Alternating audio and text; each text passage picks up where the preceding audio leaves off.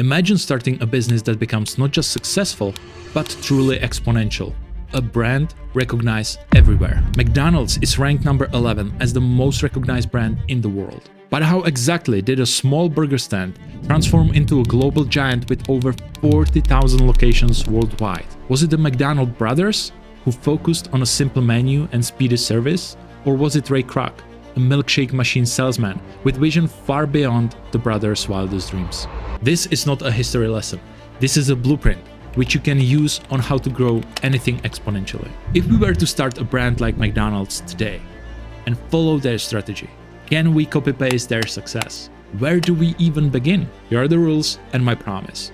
I will identify exactly what the things were that contributed to their exponential growth. There are a lot of things like accounting, marketing, hiring, product development that contribute to growth. But only 3 not so obvious things made McDonald's grow like this, instead of just this.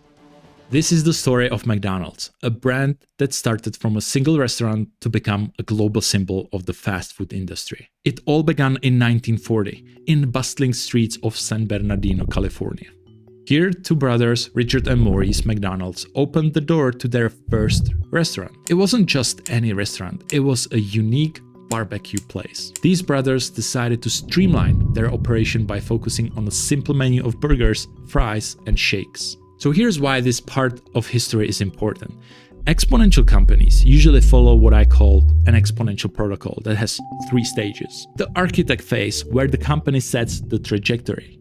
Then there is a stonemasons phase that involves the hard work of building. And then the exponential phase that multiplies all the values that you've built. However, McDonald's is quite unique in this sense. McDonald's path was from architect phase to stonemason phase, but then back to architect phase again. And to explain why, I first have to introduce you to the most important figure in McDonald's story, Ray Kroc. Every great empire starts with a vision, and McDonald's was no exception. It began in 1950s when Ray Kroc, a curious and ambitious milkshake machine salesman, visited the McDonald's brothers with something as simple as a keen eye for potential. He was amazed, not just by the simple taste of the burgers, but more so by the process of how these burgers were prepared. McDonald brothers introduced him to a speedy service system, a carefully designed assembly line for hamburgers that emphasized speed, efficiency, and uniformity. This wasn't just about serving food quickly, it was about creating a predictable, reliable experience for every customer who walked through the door of McDonald's. Richard and Maurice built the most efficient restaurant that the world have ever seen, and they've set the foundation for what is today considered a best in class. But more about that in the exponential phase, because this was just a beginning. Ray Kroc saw more than just a single restaurant. He saw a prototype that could be and should be replicated across the nation. McDonald Brothers' trajectory was to create an efficient restaurant with a fast service, and they succeeded. It took them months of planning and 10 years of stonemason phase, focused only on one thing: efficiency. But McDonald's would have never reached the exponential stage without Ray Kroc's vision. The McDonald brothers didn't plan to grow their business to such a large scale that we see today. Most people are afraid of fast growth. It creates a feeling of chaos, something unmanageable, overwhelming numbers, problems, and responsibilities. This is why Kroc didn't need to follow a blueprint for exponential growth. He just naturally saw a chain of several restaurants. He was just a simple salesman with a perfect, ambitious mentality. And for Kroc, it meant setting up a McDonald's franchise model. Franchise, franchise, franchise, franchise, franchise. The first key takeaway from the McDonald's story is to never discount an exponential stage. There's no difference between the companies with the linear or exponential goals if they are not successful. If you crash, then both of these companies go to zero. But only with one, you will achieve monumental heights. So if you are planning your company or really anything to grow, the easy rule number 1 is to never leave the architect phase without exponential plan. If your trajectory plan looks like this linear line instead of this exponential line, then you can start to work on your company. But you better know that you are still in the architect phase, figuring out what the heck you are building. Or you will end up like the McDonald brothers, who started McDonald's in 1940 and went out of the business in 1961, just because they were run over by someone with bigger dreams like Ray Kroc and with his actual plan of how to execute them. Ray Kroc's stonemason's face. After recognizing potential of the McDonald brothers' innovative speedy service system, Kroc knew that he had to position himself to lead the brand's growth. He convinced the brothers to let him handle franchising, believing he could replicate their success nationwide. In 1955, Kroc opened the first franchise in Des Plaines, Illinois.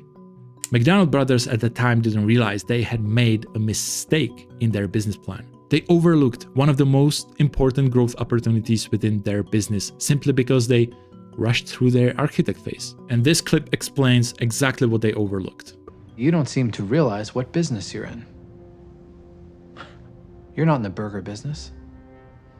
You're in the real estate business.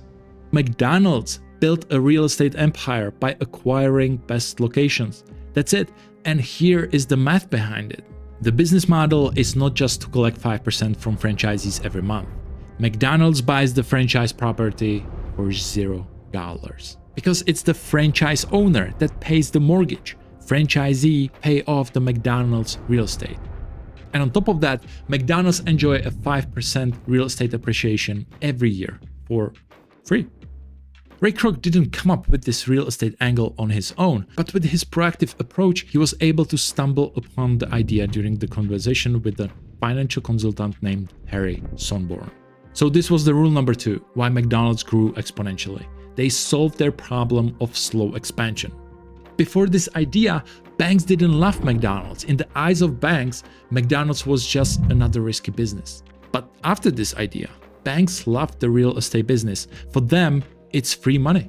He didn't expand before creating a franchise realty corporation company in his name, which was the real estate part of the McDonald's business. By the 1960s, McDonald's has already opened up its 100th restaurant. Kroc's focus on consistency, quality, and efficiency had paid off. The franchise model, which had proven successful in the early stages, now became a vehicle for rapid territorial expansion. McDonald's was slowly able to tap into advantages of economics of scale. What that means is, as the company becomes larger, most things cost less for the company. We'll get to that in the exponential phase because first we need to talk about disadvantages of scaling. One of the most difficult parts of scaling restaurant business is consistency. Franchise owners were carefully chosen for their commitment and ability to adhere to McDonald's high standards, ensuring the quality which the Kroc championed was maintained. He believed that the success of McDonald's rested in the customer's ability to receive the same quality and service at any McDonald's anywhere in the country. And this led to the creation of McDonald's Hamburger University in 1961, where he trained franchisees in the art of science and running a McDonald's restaurant. So yes, consistency was key to McDonald's success.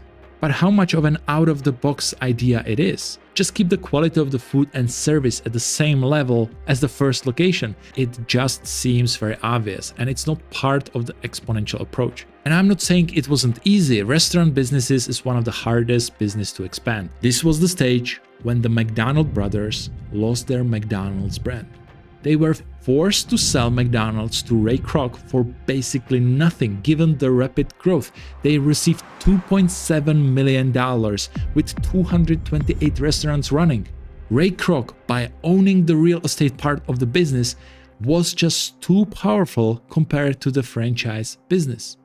And after that, McDonald's as a brand under the leadership of Ray Kroc was ready to enter the exponential stage. So step number 1, they had the most efficient restaurant due to the hard work of the McDonald brothers. Step number 2, they created a real estate model to make the most money of each franchise.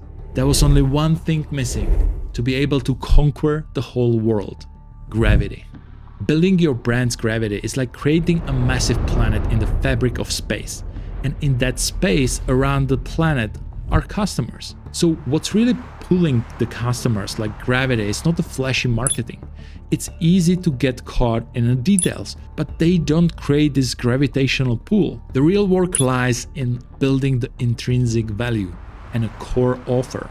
For them, they knew if they improve efficiency by just 1% for one restaurant, they could implement the change and increase efficiency and lower costs for every restaurant in the chain.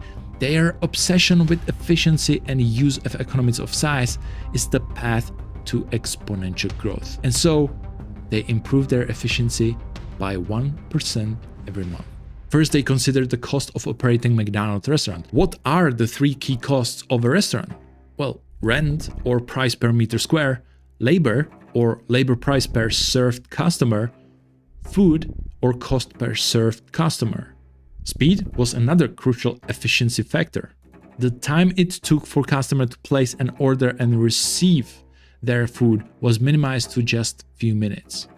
Thanks to McDonald's innovative approach to dedicated space for ordering, waiting, and eating.